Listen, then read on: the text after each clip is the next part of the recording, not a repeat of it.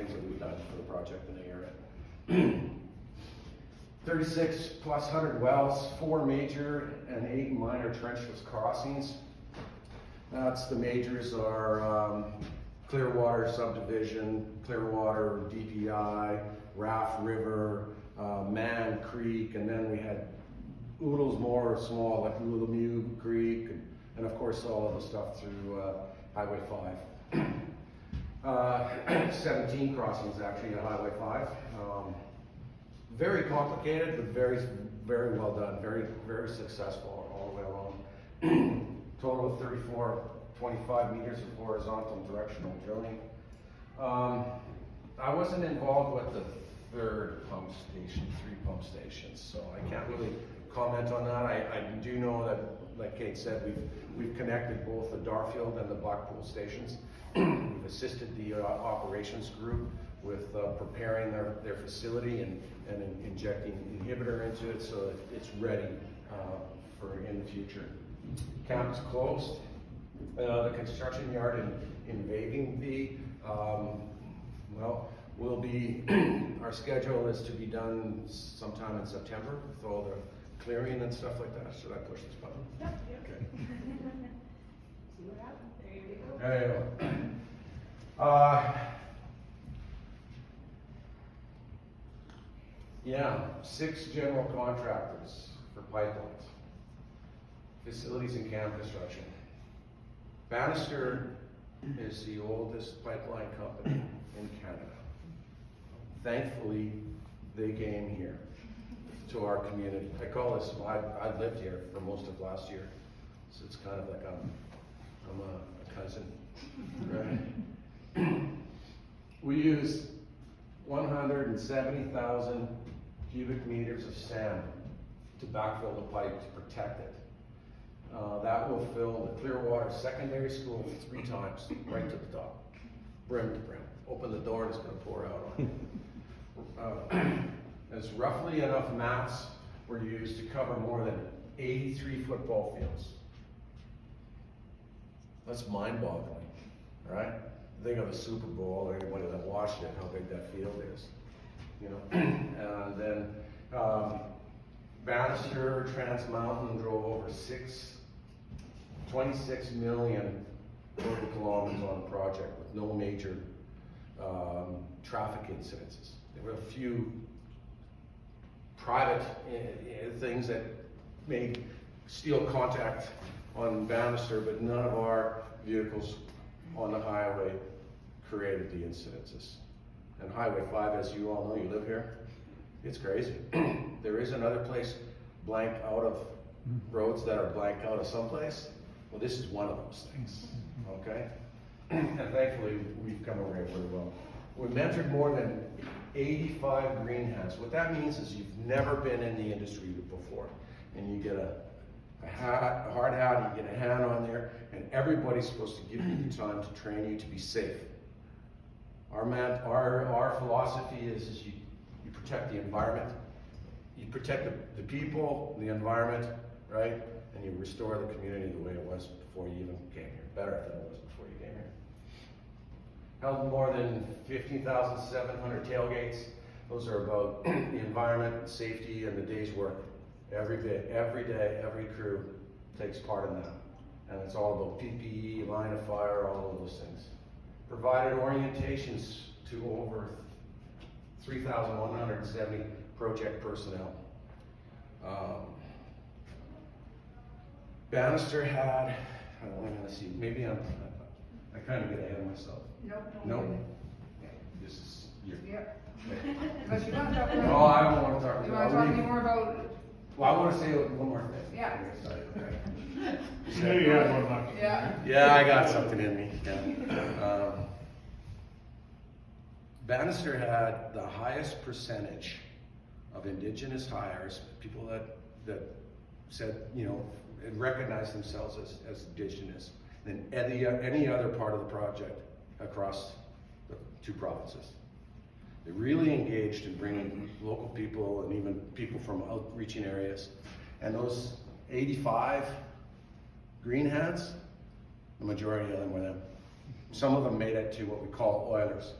So they actually have been trained and will a lot easier to get onto another job because we've been given that experience. We put that money and time and effort into it. And MJ will be around after as well if you have specific questions about construction. So briefly, while doing all of this, we tried to leave, as MJ mentioned, the community and the area better than we met. So we provided over $3 million to upgrade some utilities within the community, partly to support our camp, but partly as part of our process. Over $31 million spent in LOAs in the region. $31 million. Okay. We provided a community benefit project to the District of Clearwater. That money is used for two things. It's used for education. It's also used for the community's identified project, which is, as I understand it, the park, which I'm not going to remember the name of, but that little triangle entrance as we come into this room. As well as additional money for the communities that surround us. During construction, between Bannister and Transmountain, provided over $170,000 for community sponsorships. So these are hockey teams, this is a food bank, this is the Christmas dinner, really trying to create a community presence for our workers. Then once we are in operation, our annual taxes will rise to over $900,000 a year. So once we turn on those taps, that will be an ongoing benefit to the community. Jobs and procurement, 928 local workers, 332 Indigenous. So within the Transmountain world, local workers mean local to the pipeline communities, so they might not necessarily be in Clearwater. They could be from Barrier, they could be from Valemount, but working within this area.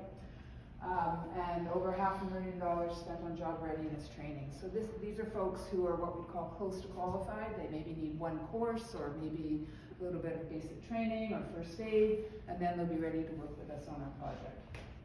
Average over 600 workers every day. Our peak, thank you for your tolerance, was over 1435 in August of 2020. And then more than $260 million spent within the spread on local and Indigenous contracts. So what's next? Here's probably the piece you guys are all here for. So reclamation, the major cleanup work. Right now, you'll probably notice that the Bannister folks are gone, very little Transmountain presence here. But we will be coming back, I understand early June, roughly 3 months, maybe 4, to finish that reclamation work. So this is equipment's they're restoring grade, they're cleaning things up, they're getting it ready for the pretty part, when they come back and do the seeding and the planting and all those sorts of things. Timing's a little bit dependent on weather. If we've got a big fire season, things might change, but that's the planned timing for now, is June 1. As MJ mentioned, the camp is closed, it's winterized, there's nothing left but the shells, but they can't get the equipment out until the weather improves. So they'll do that as soon as that's safe to do so, likely May, June type timing with that, but it's completely dependent on the weather. We do expect, and as you've probably already experienced, as Bannister moved out and those larger crews moved out, you suddenly have other people moving in. And what's happening is the spread 3 and 4A, which are north of here, they're finishing up their work in the Valemount area and starting to focus down towards Clearwater. So their spread ends just north of Valemount. So some of the folks working on that southern end are looking to move closer to their work sites. So we do know that some of them are looking for accommodation in the area. So even before those extra people are coming back for that reclamation work, we do expect to see a general presence of Transmountain to continue here. So all in all, you should expect a Transmountain presence in the community with our workforce through September of this year. The other thing that will continue is our operations team, who are here, who under Scott McDonald's leadership, and Kelvin obviously very active in the community as well, will remain here. So it's our North Thompson district office is based here, and they manage the pipe farm from Blackpool all the way through up to Hargraves, which is Mount Dawson area. We will be hiring, Transmountain will be hiring for some skilled positions. So not the laborers, not the folks that are filling trucks and throwing mats around. These are would be more like electricians or maybe engineering techs. They will be hiring some of those positions in the North Thompson. If you know somebody who's interested in that, we can direct you to the right website to find that information. Our public affairs line will remain active, so our info at line where we've managed complaints and inquiries for the last, well, since 2012, that will remain live. So if in the future, near or further away, you have a question, the info at transmountain.com still remains our primary source of gathering that information.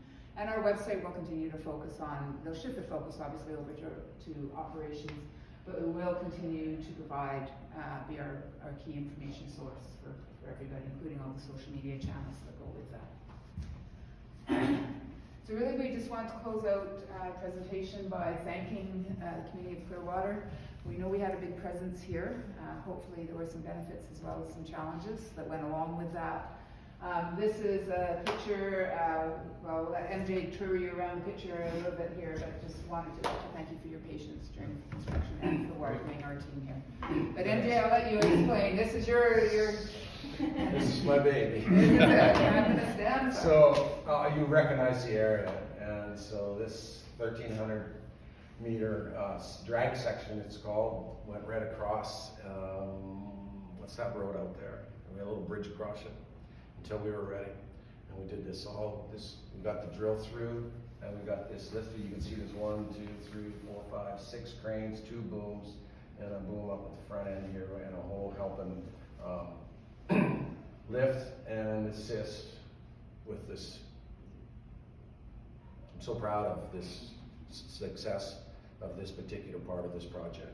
We did it safely, the whole project, and it's just a great memory for myself and the team to have this.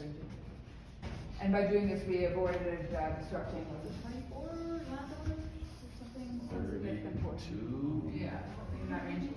And just from my own interest, maybe yours as well, when I first ever saw the pipe strung up like that, it really surprised me that the pipe would bend like that.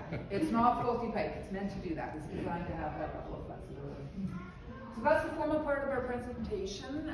If you have questions that you think everyone would be interested in, we're happy to answer those, or as I mentioned, we'll all be here for as long as it takes afterwards if you have questions related to your business. Did you mention when oil would begin to flow through the pipeline? I didn't, but it's a fair question. End of the year is what we're aiming for. Yeah. There's a lot of work that needs to be done in order to make that happen, but end of the year. Yeah.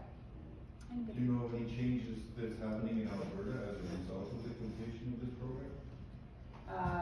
Tell me more about what you. More jobs being created in Alberta, anything like that that's going to come to benefit that province?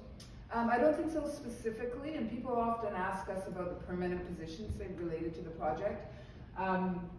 There's a basic premise that we have an existing operating system, right, with a full workforce. In total, we'll be hiring about 200 new positions spread all the way throughout the 1,200 kilometers of pipeline, our terminals. A lot of those folks are going to be down at our marine terminal, because our capacity there has increased so much. So there's no direct increase in jobs other than those operating positions, which are spread throughout the corridor.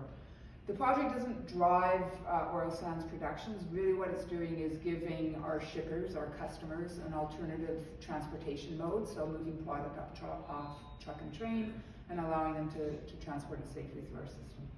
Thank you. Anybody else? So further to that, hopefully we'll see less rail freight of bitumen and It's more entirely through up the to our pipeline? customers, yeah. Right. I would have stood here 10 years ago and said absolutely. What I'm hearing is train is becoming cheaper than it used to be. It used to be super expensive and hard to get and displacing wheat and other products moving. So again, it's entirely up to our shippers, but we are tripling the capacity of the existing system. So one would expect That's great. that will produce.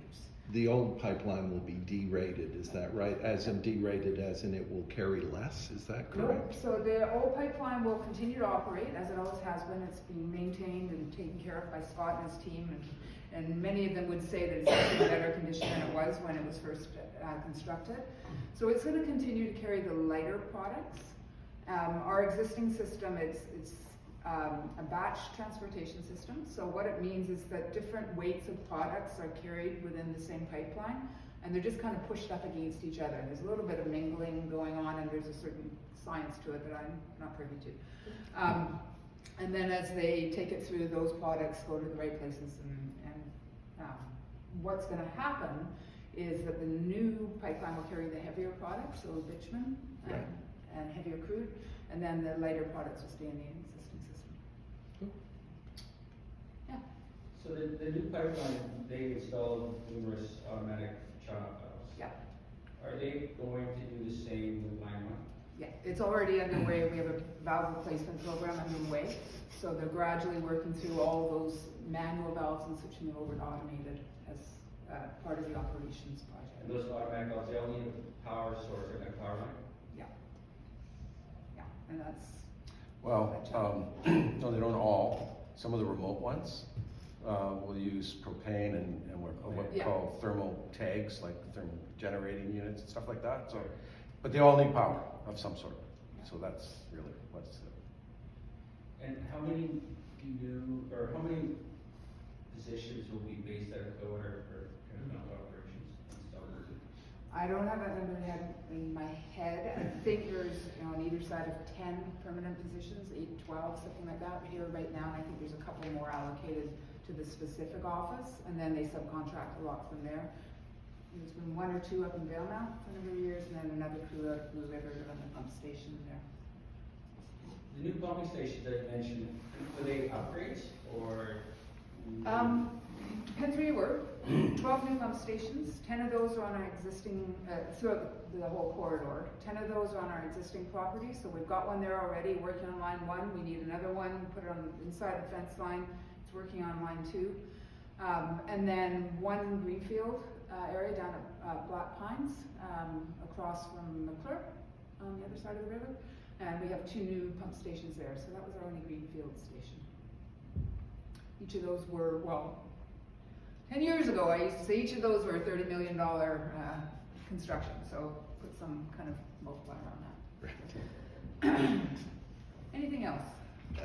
Can you tell us anything about the fiber optic lines that were run simultaneously? Well, I can tell you something that you Oh, can tell sure. more. Why don't you start, MJ? I'll start.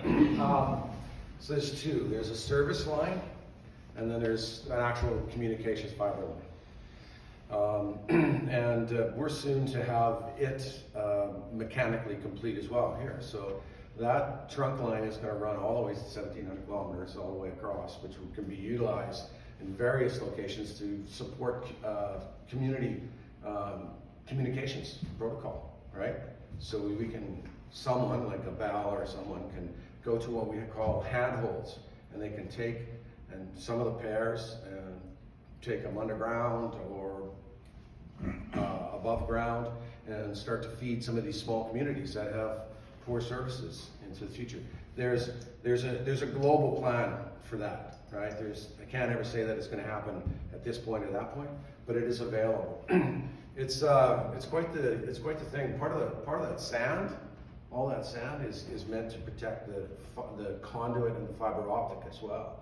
And in this on this 74 kilometers, we've had 1 physical repair of a rock being on top the conduit. Everything else has been just special effort put in. We did have some complicated road crossings where we did, parallel bore for them. But yeah, this is a really beneficial effort to bring that right across. Plus, the service line can actually detect if there is leaks, right? So that line is specifically designed to like it does sound and heat and things of that nature, right? Yeah, and that's the original purpose for putting in the fiber optics. It's super sensitive, and in fact, there's apparently a lot of work that goes into titrating it so it's not picking up every time the dog runs across it. But it's temperature, heat, vibration. The biggest damage or risk to our pipeline is third-party damage, so somebody going out and pounding a fence into the ground, and then it'll let the control center know right away about anything like that. And just to emphasize, there is potential for the fiber optics to be used by a major service provider like a Bell or a TELUS. but we don't have those agreements in place. There's a lot of complexities to that. They are not regulated by our regulators, so we are regulated by the Canada Energy Regulator, and they're regulated by Telecom Canada or something, so there's a whole different application, landowner process, rights acquisition, et cetera. But we do have the equipment there for somebody to take it on, and there has been some early discussions about doing that, but that won't be a Trans Mountain initiative. Anything else? Where's the control center based out of? Edmonton. Is it a private company or Transmountain? Trans Mountain. And if there were an event, I mean, they mentioned that we have different types of products in the ground, like they know where every product is at every, Yeah. all of them, so, there's a lot of information based on The Trans Mountain office here down on the flats, that will continue to operate, I that. assume? Absolutely, yeah, so that's what we call our operations office, our North Thompson operations office, and Scott McDonald and his team will remain based in there. I understand you have the advantage of having Timmy's owner on your chamber, and so he's kindly provided with some refreshments. There's some coffee, and I don't think anyone even cut into the donuts yet. So we'll stay in the room. Please find us if you have questions, and happy to share whatever information we have at this point. Okay. Thanks for your time, folks. Thank you, everybody.